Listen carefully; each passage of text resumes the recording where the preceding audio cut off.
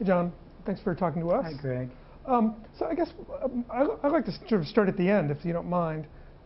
Talk about if I'm a newspaper and I want to get an investigation like this started. So what should be the first thing I do? So what are the signs that I should be looking for to get an investigation off the ground? I think one clue is likely to be a stir in whatever community you're looking at, like a city or a particular district. Some people buzzing about things they have observed or heard that don't sound right to them. I think that's often a good precipitating event, and it could be something a child said or a teacher said to friends and so on. Now, what if it's like a big city, where you're not likely to hear your neighbor talk about something like this? Talk about what some of the documents are that you can get pretty easy access to in order to get sort of the conversation that's taking place in the district. Well, big cities, they're going to have database managers.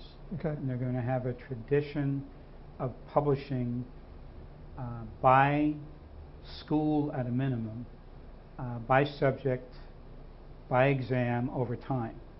So you can then, if you have good folks working with you, statistically oriented people, look for anomalies, things that don't make sense. Schools that are showing up as whatever categories they use, very distinguished or very proficient, where there's not ever been anything else about them that would suggest that result. Or if you can invest enough energy, start tracking over time, make simple graphs. Where were they in, for however many years you have data, where were they in 2008, where were they in 2009, where were they in 2010? And one of the really big giveaways, which I know you've looked at, is roller coasters, ups and downs. You know, it's hard to get really big increases when you're dealing with a whole class, everybody in the 4th grade or everyone in the district. We don't know how to do that. I wish we did. But so if you get it, you have to ask yourself, how did that happen? And the data, our experience was that the data was a lot easier to get than we thought. In some cases you'd request it from the state and they'd essentially refer you to a website that would have some folders with all the data you needed. It was just hidden. It wasn't obvious to the uneducated eye, but it was there. Would you say that's the rule? I think that's the pattern now with any type of sophisticated district. Not necessarily large. The large districts are all going to have that, but even a number of my grandkids went to kind of a fancy suburban district in Pennsylvania, Doylestown, Pennsylvania. Without looking, I bet they have it. Yeah. Or the White Plains, New York, or Montgomery County, Maryland. They're going to have some pretty sophisticated summaries. Partly it's what kind of community do you serve. Right. You have upscale, college-educated parents. They're going to be pressing for stuff, and you have to provide it. And now it doesn't cost that much. The vendors churn it out.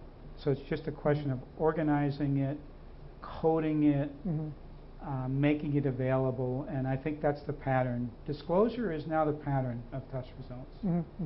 So there's a lot more information out there than you might think. Yeah, much more than there used to be. Much more. Yeah. Our experience with the incident reports and the ratio reports was a little different, though. Yeah. There was a real variation in who had that information, whether they even kept it, and then what the bar was that you had to rise to get it. I hope that's going to change, Greg. Caveon Test Security has this service called a security audit, and one of the things we recommend to every place that doesn't have it, which is virtually all of them, is summarize once a year all of your incident reports. What can you learn from them? How should you change next year? I bet there's not 5% doing that now. But 10 years down the road, I don't know if it'll become the norm. It'll become much more common. And the big districts, the kind of districts that belong to the Great City Schools organization. They're going to be running sessions at their conferences about how to do that. I see.